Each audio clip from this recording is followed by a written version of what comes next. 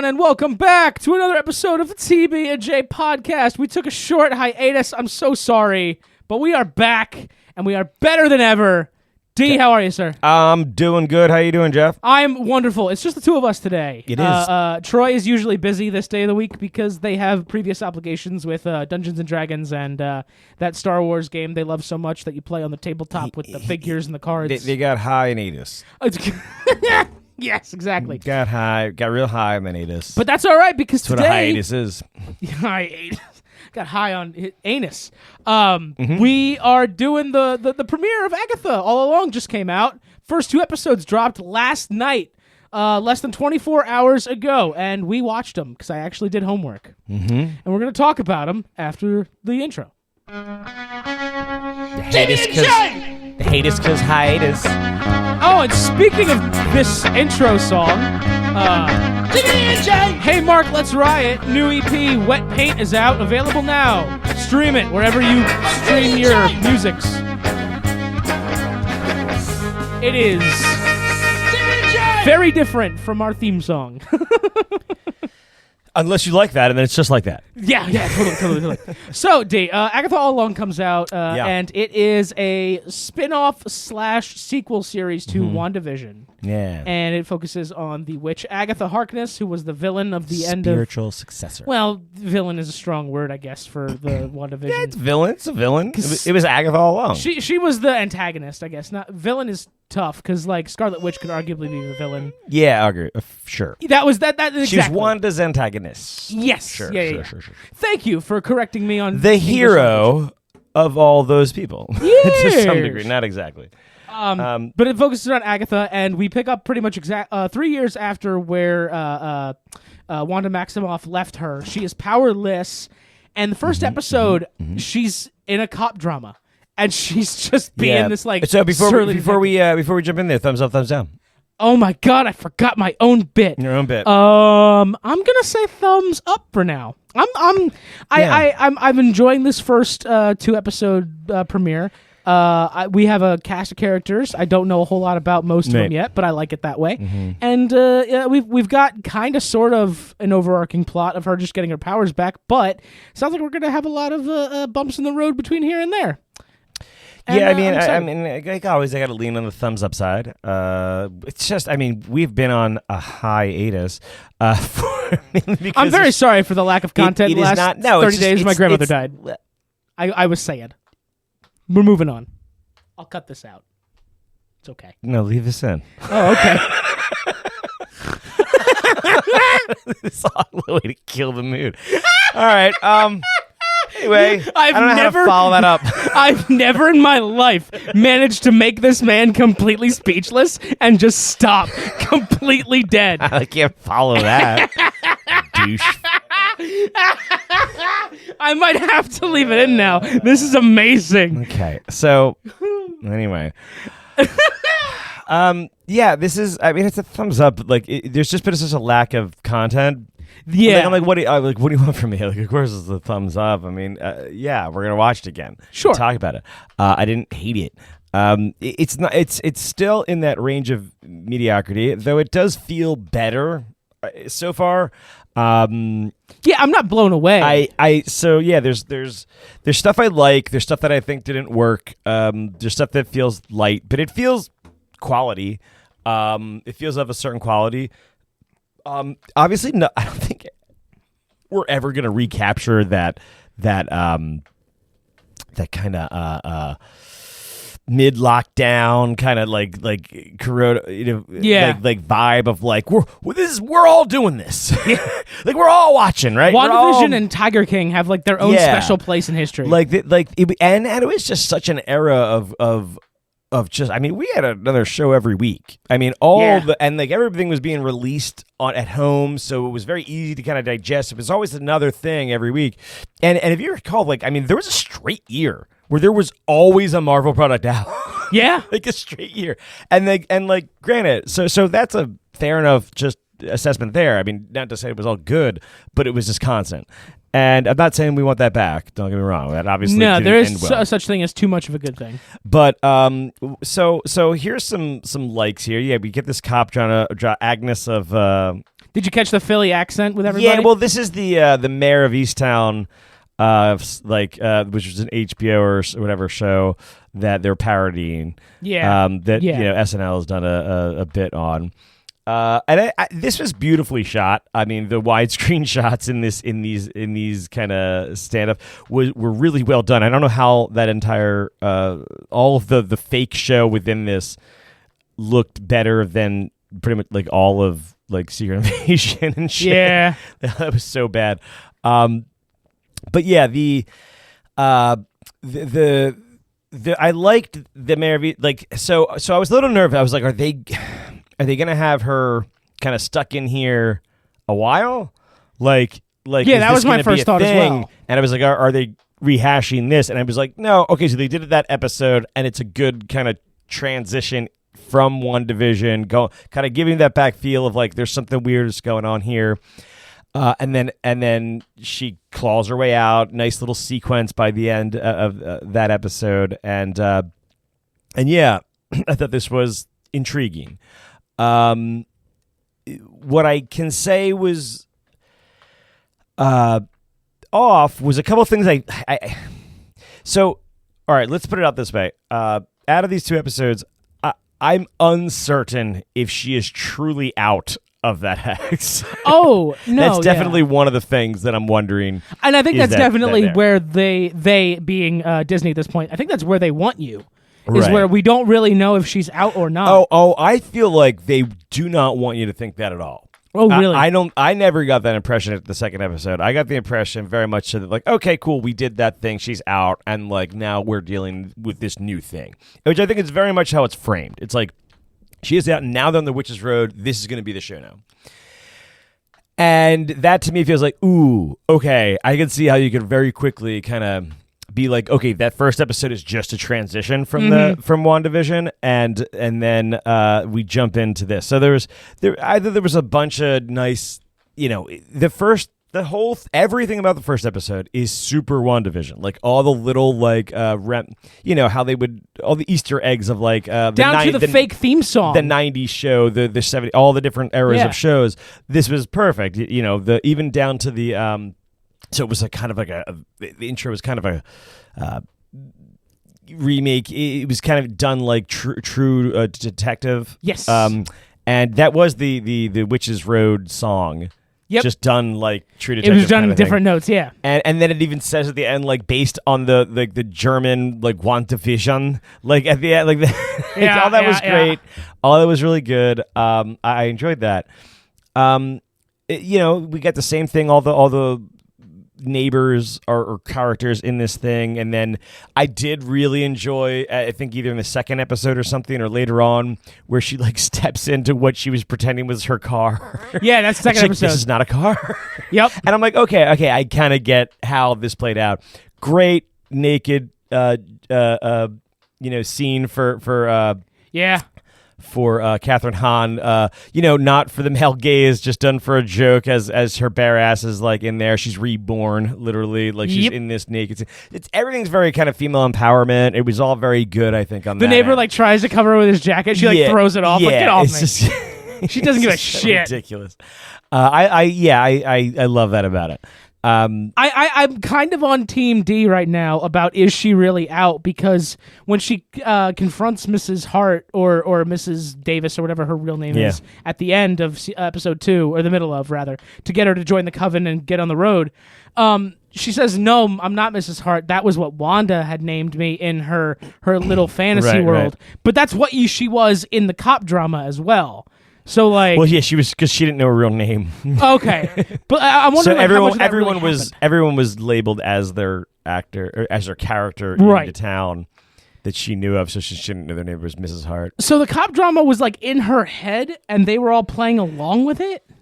Like, so that was that. Here's one of the things where I'm like, this is silly. Like, they were apparently bringing her groceries and shit. Like, they were like, but I kind of get this. Like, the way that they settled it, like, they were all in this kind of traumatic experience together, and she's left over and clearly working through some shit.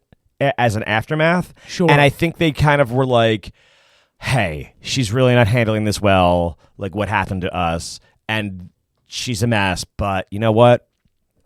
Let's just help her out. We're in like this together. We're in this together. And I think, but like 3 years is a lot. That's a long time to be like, we can't keep helping this psychotic woman. She needs help. Like, it seems like you would have done something else, but so fine. You know, that's one of the things where it's like, all right, yeah, I guess it wouldn't. You need a little bit more to kind of make me believe that. But on the other hand, if she's still stuck in there, it still works. Right. So yeah, that's off, but I'm not even sure they're going to go that route. I could easily see them saying, no, this is not, she's not still trapped in this. Right. It's not that. I did love that they like had a actual body and they were like, no, Wanda's dead. Yeah. We're moving on. Because that was the biggest thing I heard after Doctor Strange. Well, they even said, they also said, like, you know, is she dead? And that they obviously have a whole, and not to mention that the whole theme of, like, Wizard of Oz is, there's no place like home, there's no place like home type of stuff, like where, yeah, this Wizard of Oz is a fantasy. Like, it was all a dream. It wasn't real, the whole thing. So, like, it makes perfect sense that, like, none of this that we're about to see, this following the Yellow Brick Road or the Witch's Road, is going to happen. Right. Also, they really have all of these witches as like analogs of the lion, the scarecrow, the Tin Man. So you have the scarecrow is the Asian woman. Oh, the daughter of the rocker. Right, because she's Wu is instead of a brain, she obviously has some mental trauma. Like, she has some some because her mom vanished. Yeah, so like it's like, you know, it's closure stuff that she needs. Okay. So there's that, right? And so she's the scarecrow. Mm-hmm. The one was afraid to go. She needs courage. Oh, the right? divination, the older voice, yeah. And then the health expert, and then the other one needs heart, right? Because she was you know, she was this high priestess that has kind of been like locked out of her powers. Okay, and she needs, you know, obviously because like she's probably corrupted, right? Like, it was like she's so like it makes sense, kind of like that they each have this kind of reason to go in there. Except Mrs. Hart. Well, right, because it's supposed to be the other one. It's supposed to be Rio, the girl, the Aubrey Plaza character. She's the green. She's distinctly the green witch, and she's like, I do have a heart, a black heart. She's the black heart that's supposed to go. Okay, I get it. And she's like not, because the other thing is like the X energy going on here is clear. I don't know if they're doing that symbolically or literally, but like these guys have been probably like this or at least like lover type ex best friend kind of thing, or like something. They were deeply intimately connected. Obviously, the witches' covens are kind of have always been a little bit of an analog for lesbian relationships. So it's hard to say, are you going with the metaphor there? Are you going for the literal, you know, thing? But it probably won't matter. But either way, there's also this thing of like, you know, is the teen.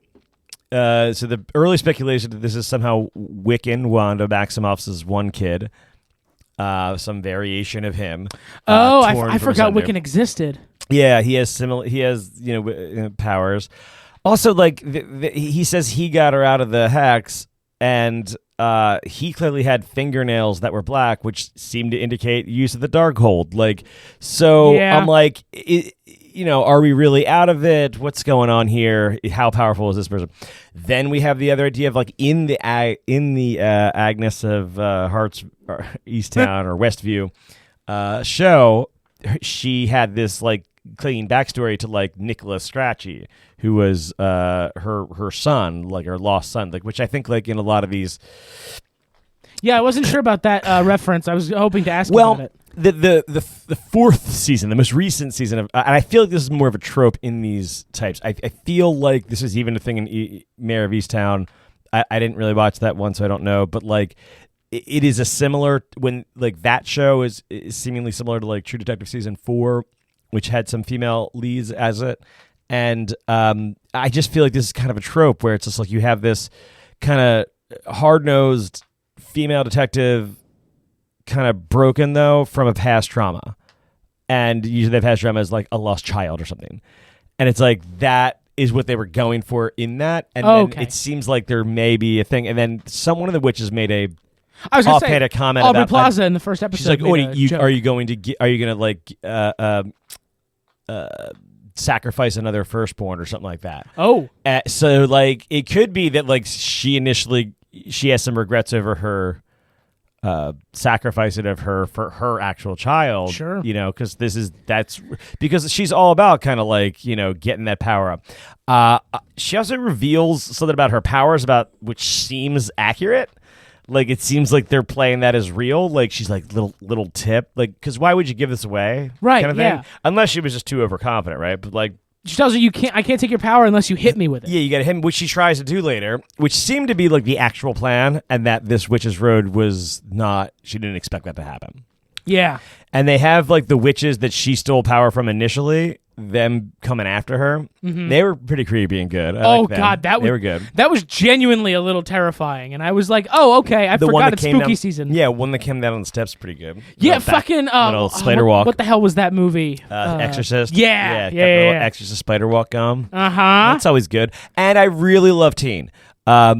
Yeah, like he's no matter who he ends up being, I love his character. Oh yeah, like this is a great. Like I love. Oh man, I feel like the MCU has needed like a straight up gay.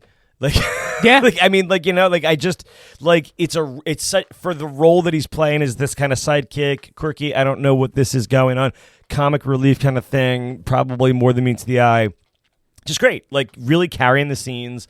Obviously, he's not that young, but like no, and he's also like but it's well pretty done. Okay actor too. Yeah. Oh, the acting's great. Like I mean, perfectly cast. I love his little eyeball slit. Like Yep. Yeah. I wonder if that's going to become like I. By the way, so many kids nowadays have this. Yeah. I'm like, I love this. This is great. This is great. It's very trendy. You can really do it.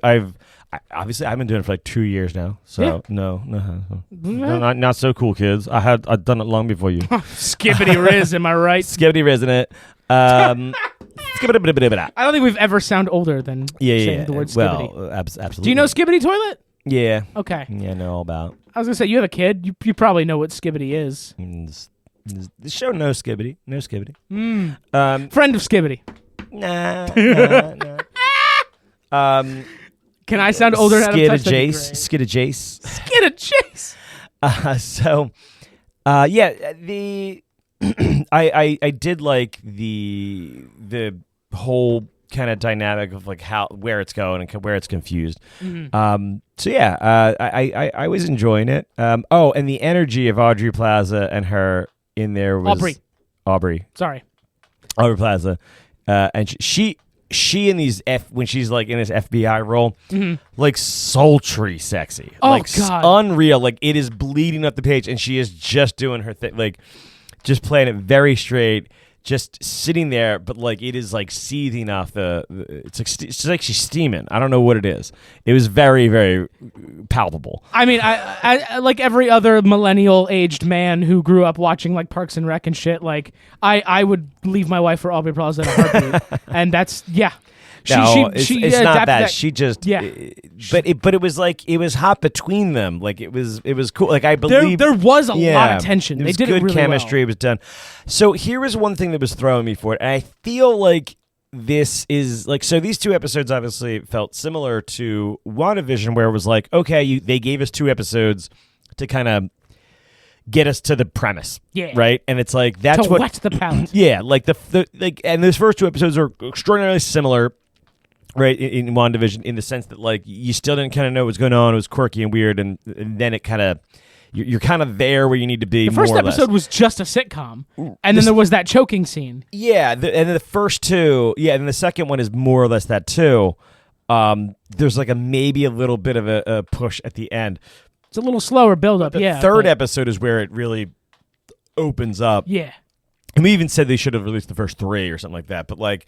Well, the reviewers got 4. Yeah. Like a couple review outlets got the first 4, but then like the rest of the world they got 2, and some review outlets got 2 a day early. So, but I think IGN got 4 episodes last week to review for this show. For Agatha, Okay. yeah. Disney gave them the first. Well, 4. I'm just saying that like it in a similar sense, it kind of set that up. But I felt like also, those episodes don't work as well in WandaVision over the course of it. It's like they're essential for the premise, but they're not the key episodes. They're not the things you want to go back to. Like, I mean, you watch WandaVision and like 3, 4, 5, 6, like those all become like way more important episodes. You could almost skip when her those brother first 2. shows up. It was Right. when it starts kind of escalating. You can almost skip the first 2 in most cases. Whereas I don't think that's the case here, but I also think that they have a little bit of growing pain. I mean, there's a lot of heavy lifting that I thought they did fairly efficiently for this. Sure, yeah. With still living in that Mayor of Easttown parody for a good deal of the episode. Sure. But the what I like at that, or what I thought was weird, this is what I was looking for, was that like Catherine Hahn is doing the parody thing in these moments.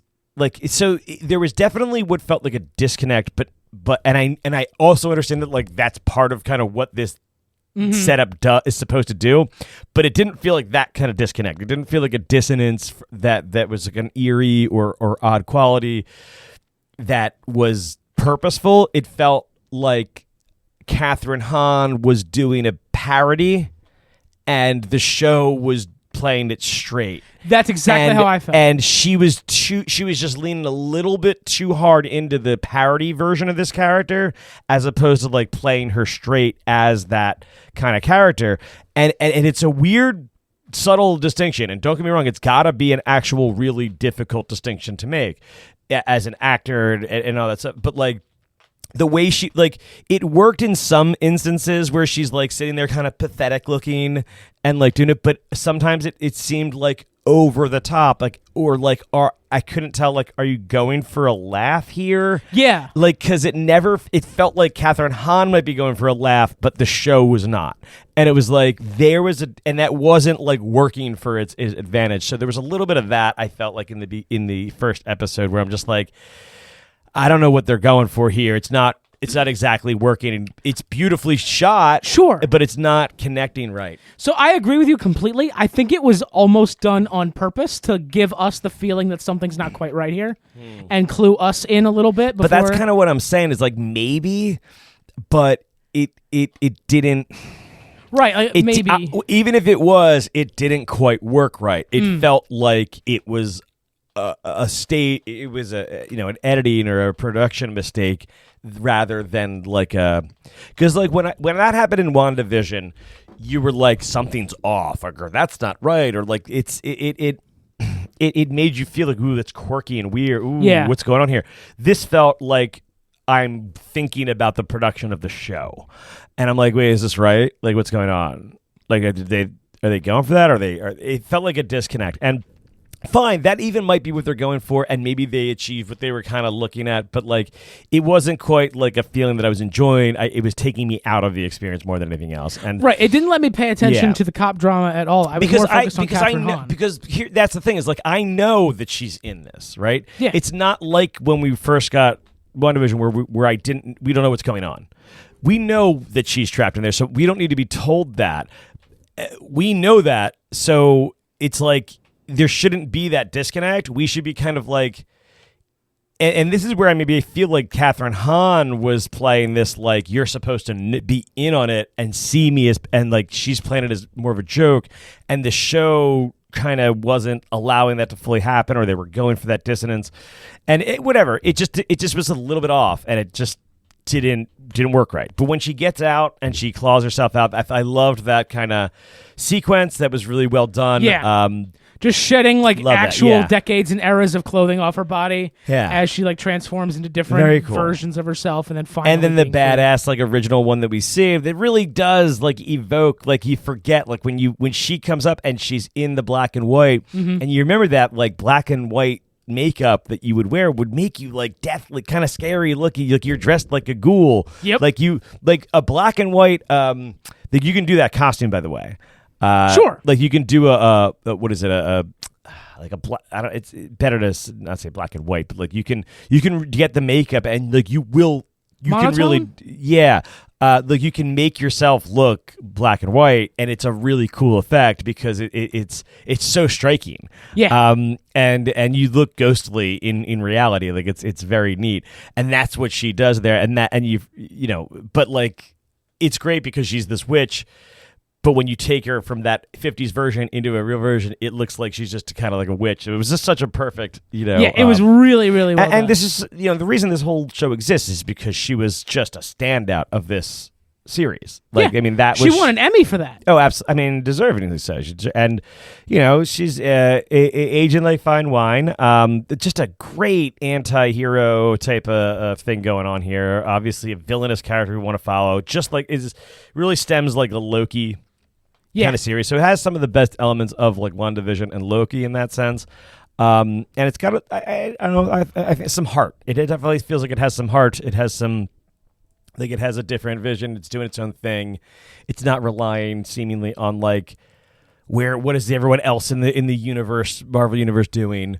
It's just kind of telling a story. And I'm like, yeah, cool. Self-contained, good stuff. I doubt it's, the stakes are not world ending. No. And this is maybe I think, Agatha good. ending, but that's about it. Right. Keep it small. Keep it contained within the universe you're creating. I don't need to hear about how the galaxy is in danger again. No, stop it. No one Stop gives it. a shit. Yeah. But it could be, maybe she's gonna get some big power here. I mean, she's gonna get something back from the end of this road trip. Play on words. Yeah. They obviously are taking their time with some there's a lot of Easter egg in here. There's a lot of things to kind of like sift through. Mm-hmm. So I'm hoping that's in continuance. I really do think that this teen kid is probably more than meets the eye. He has to be, right? Because like, there's no other reason why whenever he tries to speak background info about himself, Agatha would not be able to hear it. Yeah, and that does seem like a very useful misdirect on himself. Like, again, I can't get over the fact that, like, he got her out of here and he needs power. Like, he got you out of there? That seems very difficult. It seems incredibly difficult to get you out of a hex cast by the Scarlet Witch. And by one who is now dead when it's been established that you can't, that only the witch that set the spell can break it. Like, there's a lot of, it's like there's That's a lot true, of... I forgot about that. There's a lot of, like, weird stuff in there to say, okay, well, this person has the Darkhold, is some that is supposed to be all destroyed throughout universes, as they established, right? Mm-hmm. She goes to the library. They're like, oh, there was a fire, and it's kind of referencing Multiverse of Madness. Yeah, where she's like, and they're all burned. They're all the versions were burned throughout realities, like of the Darkhold was kind of what it was. And the book that in the universe she was looking for was like the acronym spelled out DARKH. Yep. It was the Darkhold. Yep. So yeah, it's they did all right job with this. I'm just not convinced about this kid yet. I feel like he put a fancy glamour around himself or a hex to kind of prevent. Because it looks passive, right? Like it looks like he didn't do it. It's like something's happening to him. He wants to tell her, but he can't. That was literally my only thought was, he can't tell her. Someone put a hex on him. No, I hadn't even thought like, it might be self-imposed. Yeah, and just like, okay, again, he reveals, I got you out of this hex. I'm the one that did this. Yet he wants to get more power from her, or like he has this very naive kind of like statement of like, well, you can only get so far with just theory, Like I need someone to lead the way. It's like that's a very like obvious trope. It's like, and it could be true, as obviously they're using this imagery of the maiden, the mother, and the crone. Yep. And so she the teen would be the maiden, I guess, in a sense, like the young, kind of ambitious version of the witch, and then she's the mother in the in that role, or is this kid her son who was sacrificed? Is Mephisto? You know, we could get the Mephisto We could angle, go anywhere, saying like, you know,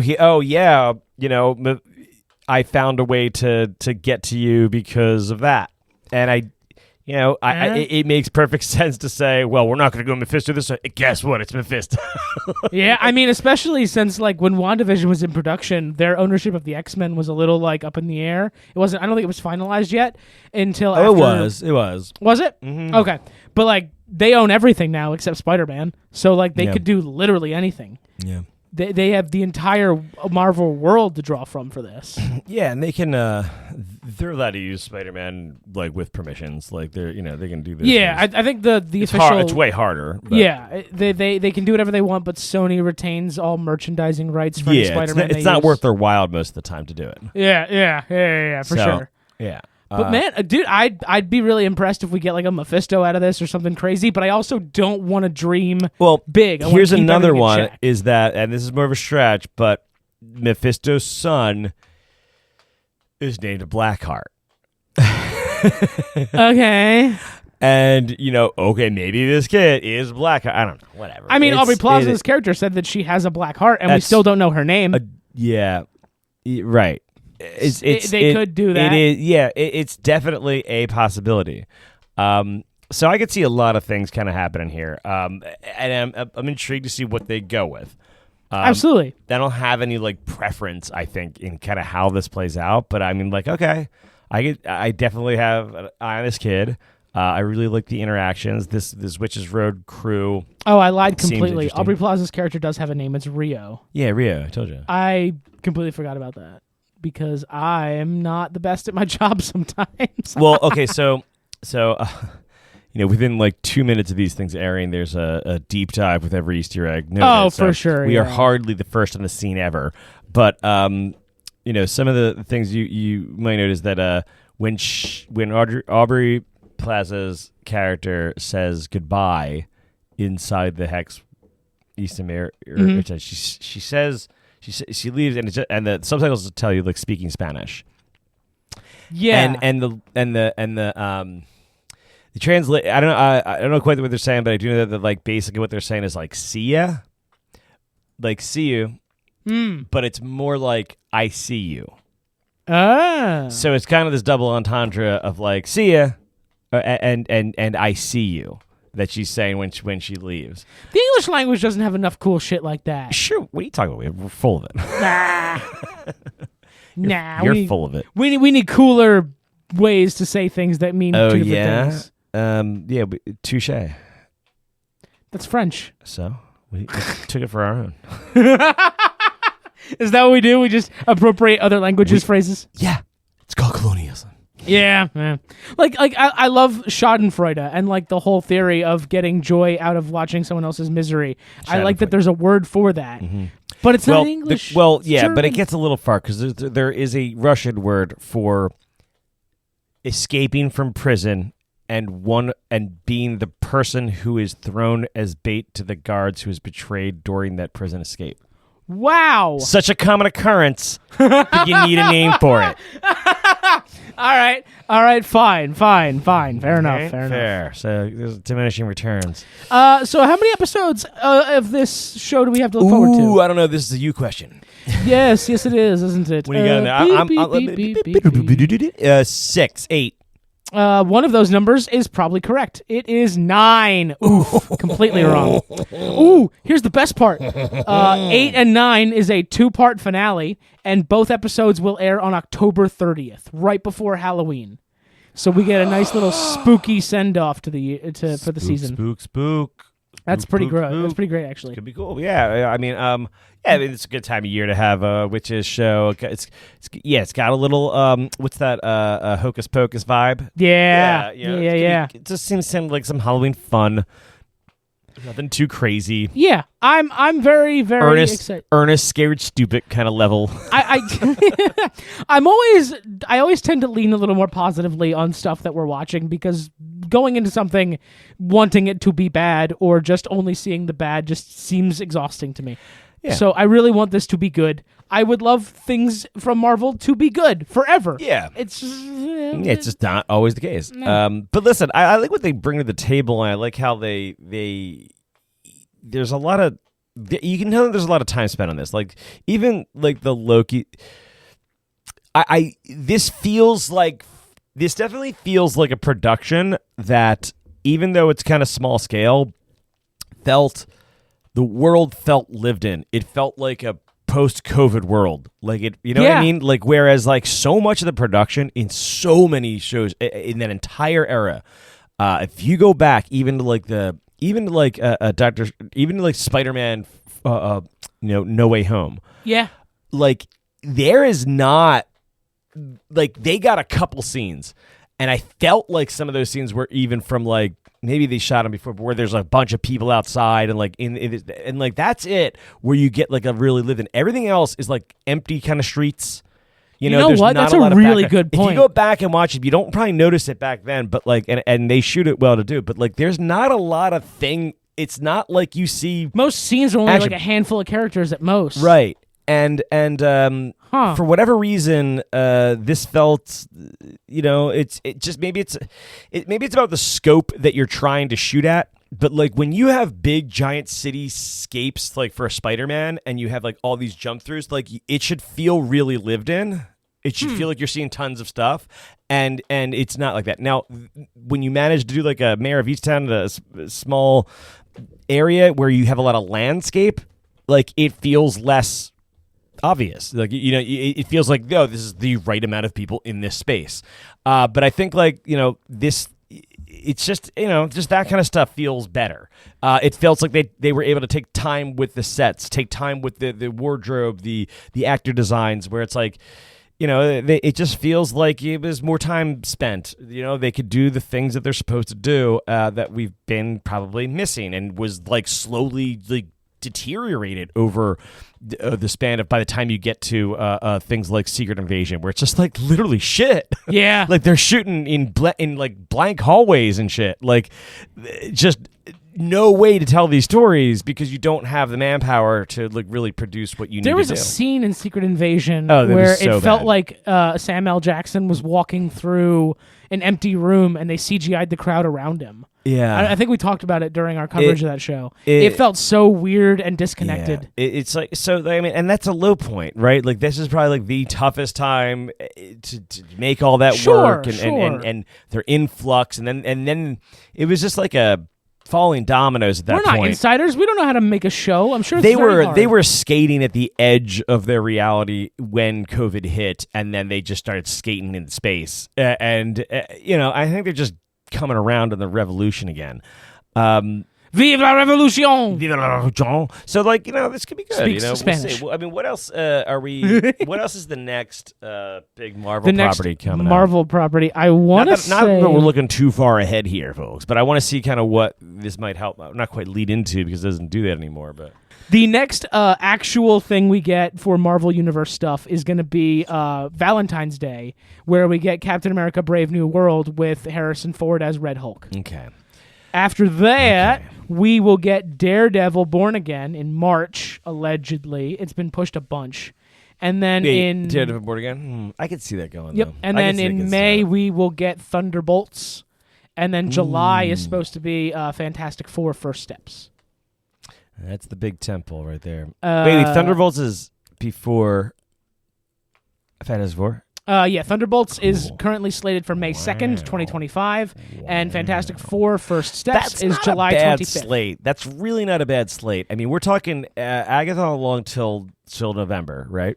Agatha until till Halloween. Spider-Man cartoon comes out. Yeah, but like I'm not. Christmas. We're not counting that. I mean, like, that could be neat because it's kind of old schooly stuff. It's not. Yeah, it's not your friendly neighborhood Spider-Man. I think that has some potential. I'm always interested in Spider-Man animations. To see kind of how this goes, because they're doing like a 60s thing. Yeah. And it's not, I don't know, if it's geared towards like kids, fine. Like, I'm not sure we're going to be interested. But if it's kind of like a little misdirect of like, yeah, it looks kind of cheesy, doesn't it? we're gonna fucking rip your heart out. Like I could see them doing that too. Sure. Like doing kind of like, oh, it looks like a 60s mentality, and then really going deep in like the origin and like Uncle Ben and like really letting it sit. They could do something crazy. Like I don't know what they're gonna do. They could actually elaborate on Peter's parents for the first time in the MCU. Right. You could do a bunch who of were both things. Agents of S.H.I.E.L.D., if memory serves, correct? Yeah. I guess. They worked with, I don't know if I like all that, but they worked with Papa Stark. there's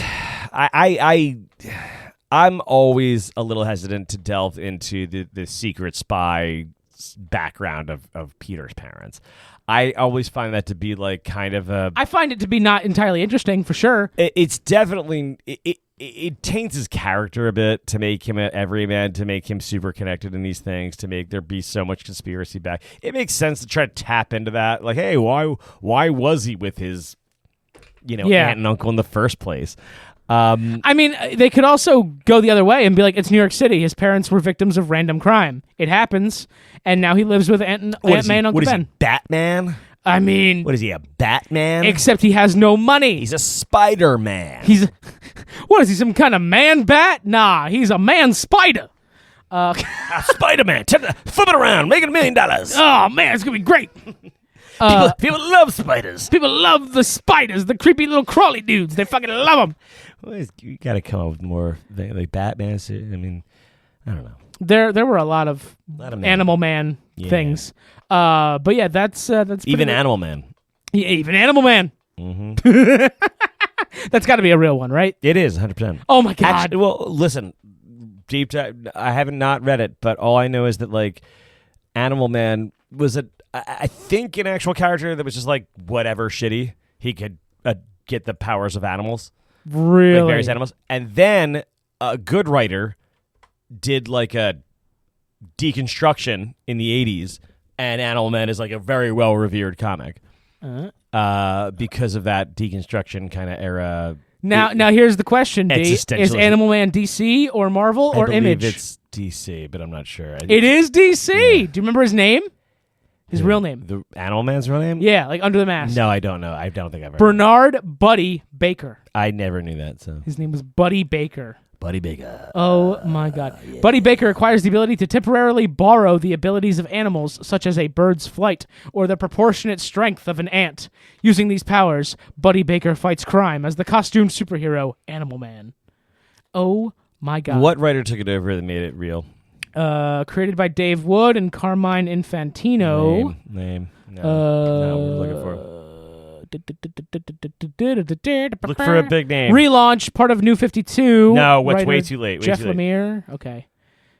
Jerry Conway. Maybe. Yeah.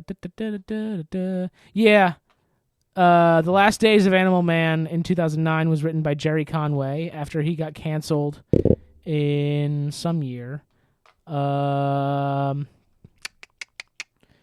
Yeah.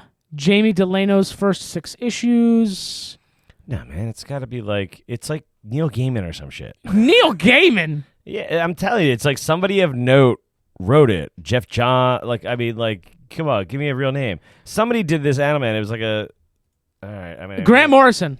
Grant Morrison. I just found it. Yeah, it's got to be. This is probably what put Grant Morrison on the map. Yeah, Grant Morrison, he wrote the first 26 issues of the comic in collaboration with the creators. So it wasn't, but was that, like, was he an established character prior to that? And then he got his own series written by Grant Morrison where he deconstructed it? That's my understanding of it. Yeah, Animal Man came out in 1965. Grant Morrison was on the staff from 1988 to 1990. Yeah, so like he was around for 20 years and he just took some random C-list character and gave him a series that deconstructed this whole thing. Yeah. So like, the Animal Man series. Holy shit, Grant Morrison. Yeah, apparently it's really good. It's Grant Morrison. Of course it's good. Well, his Batman run was awesome. Well, it's like the raw Grant Morrison. It's like his first delve into. It's like where it's probably his first book they gave him. He was like, "What do you want to do?" Yeah, I mean, 88. Yeah, I mean, we're talking like he probably wrote a couple side issues, and they were like, "We want to give this guy a shot. Like, we see what he wants to do." And then he's like, "Give me your D-list hero, and I'm going to totally change whatever they are." Yeah, but no, I think it was like very. existentially is inspired. It kind of follows in that it's trying to just take comics to a different section, like going to like the Watchmen. It's in that realm because your Watchmen's like 86 or something, like 85. Yep. And then this is 88. I mean, it's right in that realm where people were really pushing the boundaries of what comics were or what stories you could tell within them. So he's a superhero. It's like the birth of the graphic novel. But it's hard. Oh yeah, this is like one of those graphic novels. I haven't read it. It's like one of those things I'm going to save for a wine, see if it actually holds up. But I doubt it will, because I think it's just like while it has a lot of groundbreaking stuff, there's no formula there. Sure. They haven't perfected the tea yet. But they work on it. Anyway, while we're super off topic, because because you know you come here for off topic shit. What do you think of RDJ coming back as Doctor Doom? We haven't talked about that. We haven't. No, not on air anyway. And I don't remember if we talked about it in real life. Well, I have faith that they have a plan here. Obviously, it feels like your initial thought is like, well, you really done fucked everything up and you're trying to sew it back together. And the obvious thing to do is to kind of lean into that old school stuff and see if you can bring it back. And now they got the Russo brothers back to direct these. And, I have more faith in that than I do something else. I feel like they're really distant. It's a shame because like I just can't see characters like Shang-Chi becoming more prominent, and I feel like those characters have to be dismissed away more so if you're gonna make room for RDJ and but you need a villain. You need what are you doing? You've lost your major villain. You've lost your. So I mean, it's a mess to deal with, and I think they're trying to whatever they're trying to do. If it's any good, we have to understand that it's picking up a lot of pieces that have fallen. So. Do you think they're gonna make him like Tony from a different universe that becomes Doctor Doom? Apparently, that was a comic line. Yeah, there's. I feel like we did tell you about this at one point, but like there in real life, I think we might have. I think the easiest. I think the problem is, all right, is that people want Doctor Doom. They want Victor Von Doom. People have been talking about wanting Doom for years. Yeah. So is there so. I don't know that they can get past that. People want a Marvel Victor Von Doom. And the character firmly established as Tony Stark, now playing Doctor Doom, even if he's a variant, even if you call him Victor Von Doom, it's not that.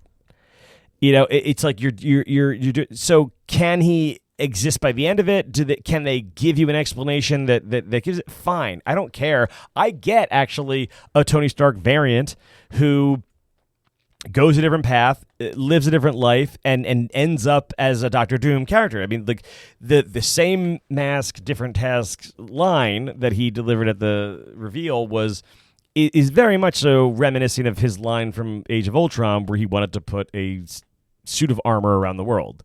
Mm-hmm. And it very much so plays into that, like, oh, well, what if he comes up in a world where Reed Richards is way ahead of him and he's jealous and he doesn't get the thing he deserves, and maybe they are not around because they're off gallivanting in space and they leave the world vulnerable, and he becomes Doctor Doom. There's a million ways to kind of get there and to show it, but it makes sense to do the multiverse saga and to have a central character that is a multiverse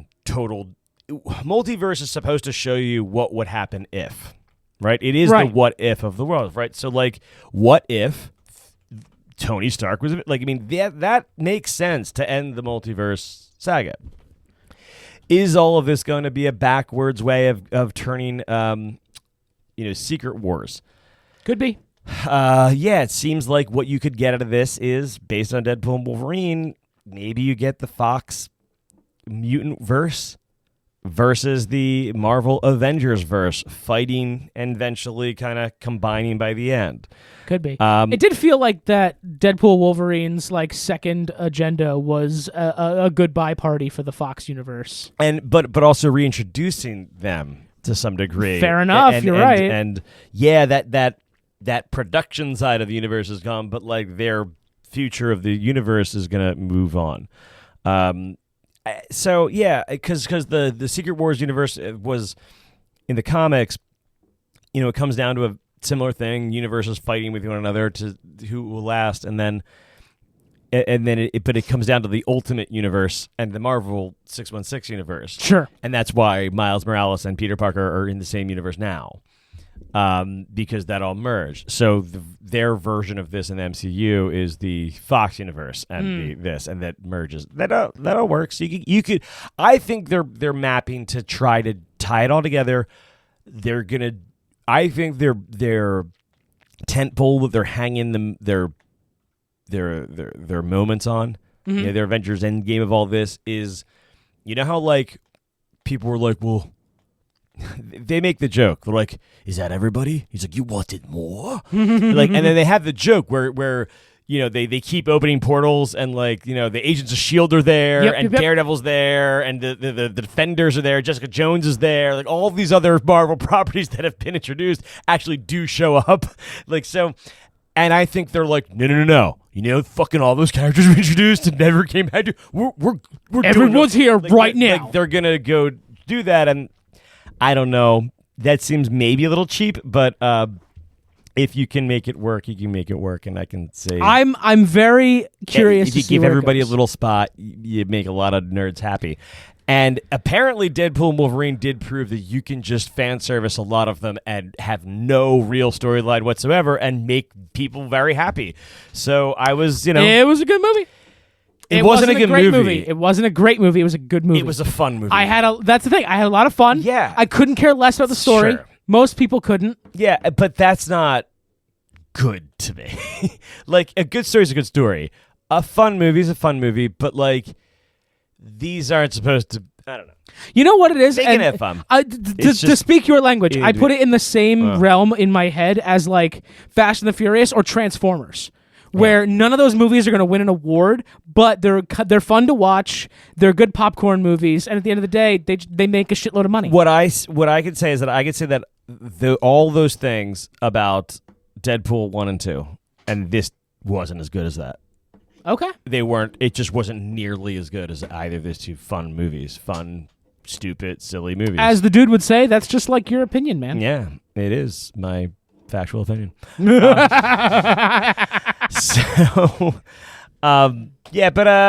is good. Promise enough. Agatha, Sean, promise. It should be fun. It should be feel like a ride you can go on. It's fucking late September. I'm down to watch some witchy shit. I'm down to clown. Let's go.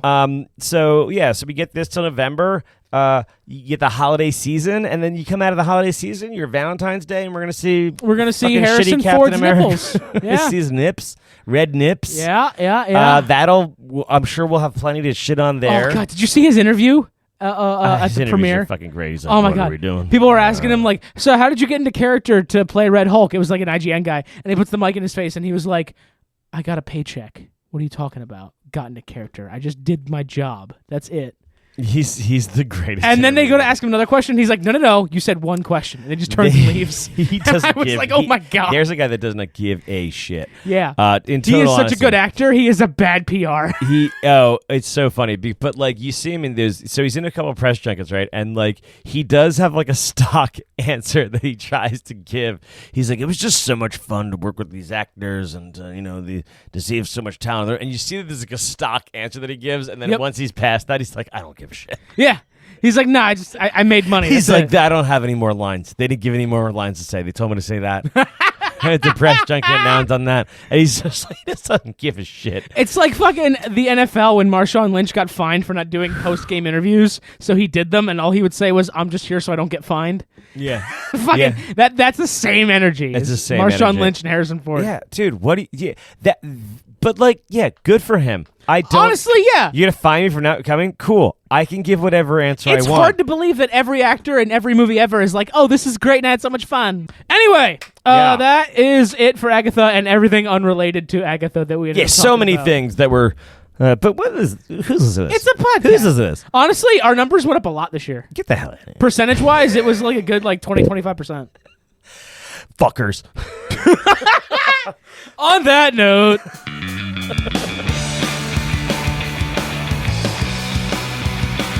going to try to have Troy with us next week. I'm going to have to schedule the podcast around their very busy social life.